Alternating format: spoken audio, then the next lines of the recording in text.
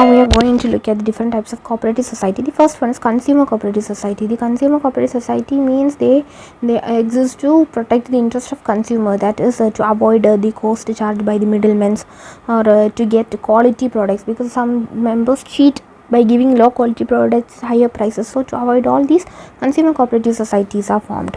Next is producer cooperative society, that is it is formed by producers. Their aim is to meet the production, that is to procure inputs and produce goods to meet the needs of consumers.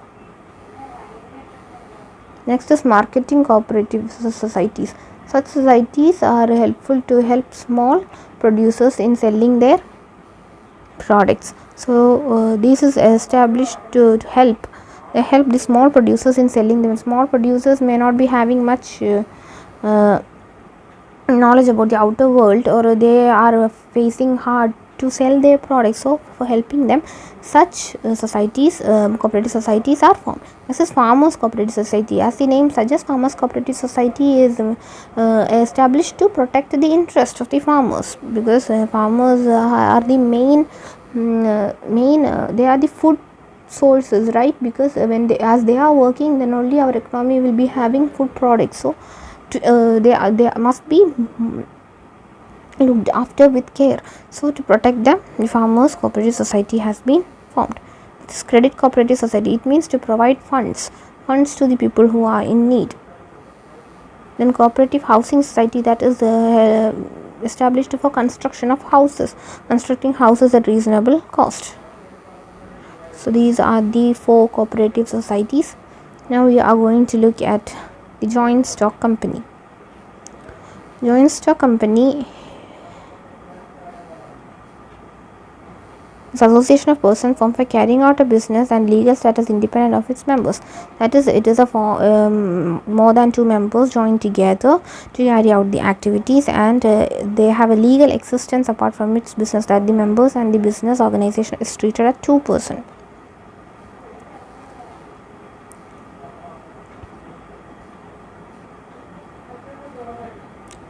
It is governed by the Companies Act 2013. We're going to look at the features. First one is artificial person. According to the Companies Act 2013, the company is the creation of law and independent of its members. That is, the company is being created by the law and exists independent of its members. That is, it has a separate legal existence. Next is separate legal entity, that is, it is independent from its members. It has a separate legal existence. Third one is formation. The formation of a company is time consuming and a complicated process. It's not like partnership or proprietorship. It is governed by Companies Act, and its formation is difficult. Then it's perpetual succession. That is, the company being a creation of law can be brought to an end only by law. As a law has created the company, it can only be closed by the law itself. No members can wind up the company. Next is control. The management and control of the affairs of the business is undertaken by the board of directors. It is among the shareholders. Their elected board of directors exists, and they are responsible for controlling the activities inside the organization. Next is liability. The liability of members is limited to the extent of capital contributed. The liability of the members is limited to the extent of capital contributed by them.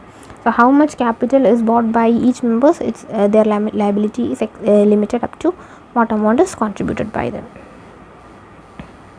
Next is common seal. A company will be having a seal like a person. It will be having a sign. It is an artificial person according to law, so it can sign itself. It is treated as a person, so it can sign itself. It will be having a seal. Next is risk bearing. The risk of losses in a company is borne by all the shareholders. How many shareholders exist inside a business? All of them should bear the risk. Now coming to the merits, it has limited liability, as we have said in most of the cases. Liability is limited. Then transfer of interest.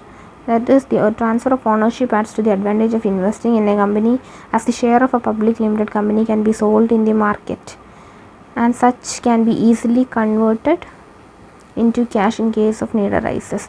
This avoids blockage of investment and present company as a favorable avenue of investment purpose. That is, the company can transfer its ownership and it can take money. It can provide shares in the market, and it can take money, raise money if it is in need. Next is perpetual existence, that is it has continuous existence. Its existence is not affected by death or retirement of a partner or insolvent. It has an existence. Next is scope for expansion, as compared to sole proprietorship, partnership, or other forms of organization. A large amount of capital can be raised for company by issuing shares. Large amount of capital can be introduced in the company, so this helps for expansion. There is scope for expansion. Next is professional management. So as company has it can raise huge amount of capital, then it can afford more money for recruiting managers, then chief executives. So such high post managers and chief executive can be easily afforded by them. So this helps in professional management because their decisions will contribute more towards the function of the business organization, because they have more knowledge, because they are professionals. Next we are looking at the limitations, that it is complexity in formation because it is governed by an act, then more members are included, then a board of directors is included, meetings should be held, then decisions should be taken. So all these, as more number of members are there, it's a large scale operation, so there is complexity. Second one is lack of secrecy, because time to time information is to be provided to the legal system, so secrecy cannot be maintained. Next is impersonal work environment.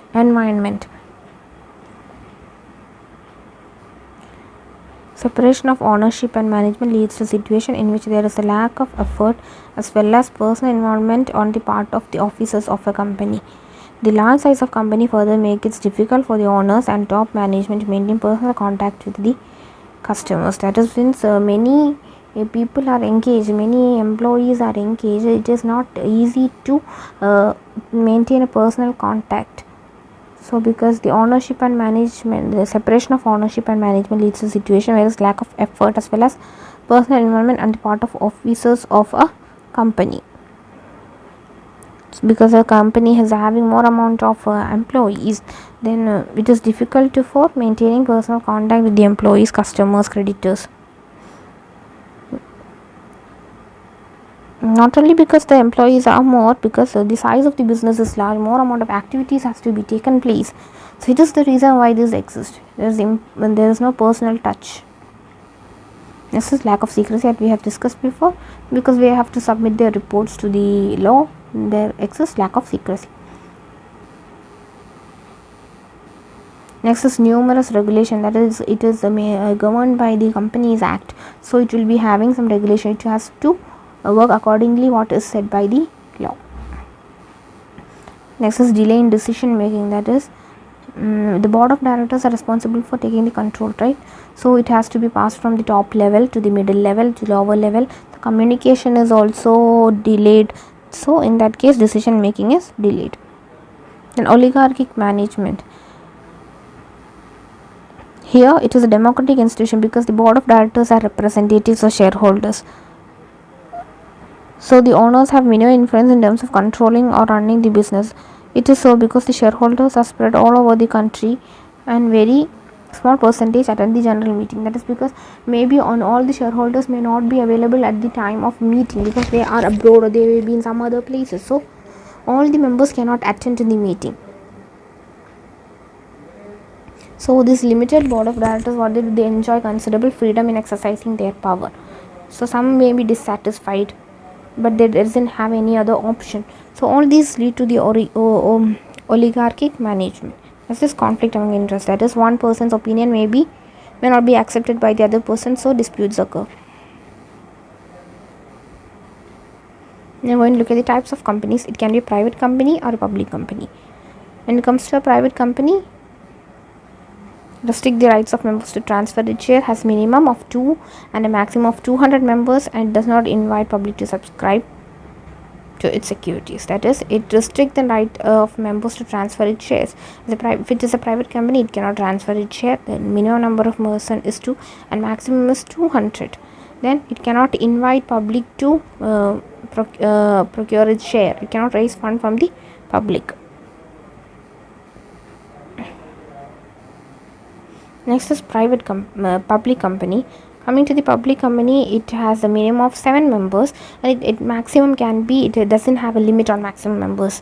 Next, it has no restriction on transfer of shares. It can transfer its securities. Then it doesn't have any problem in inviting shares from inviting the public to subscribe its shares. That means it can raise funds from the public.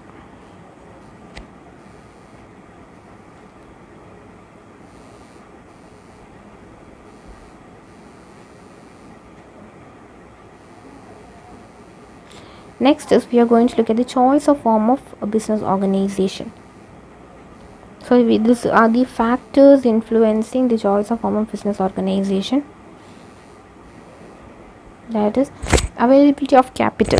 Availability of capital is more advantage for a company, and it is least advantageous for sole proprietorship, because company can raise more amount of capital. In sole proprietorship, they cannot raise that much capital. On cost of formation, for a sole proprietorship, cost of formation is more liberal.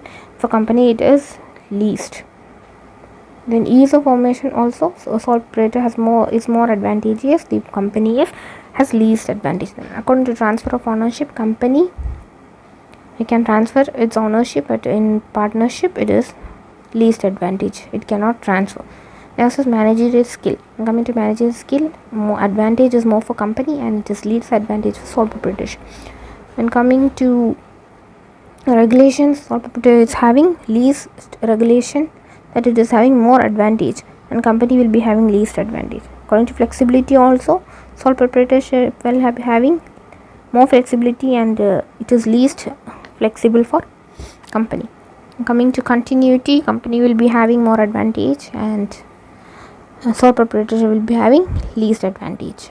Then coming to liability, company will be having limited liability, so it is an advantage, and in case of sole proprietorship, it is unlimited liability. That means it is having least advantage, so it is an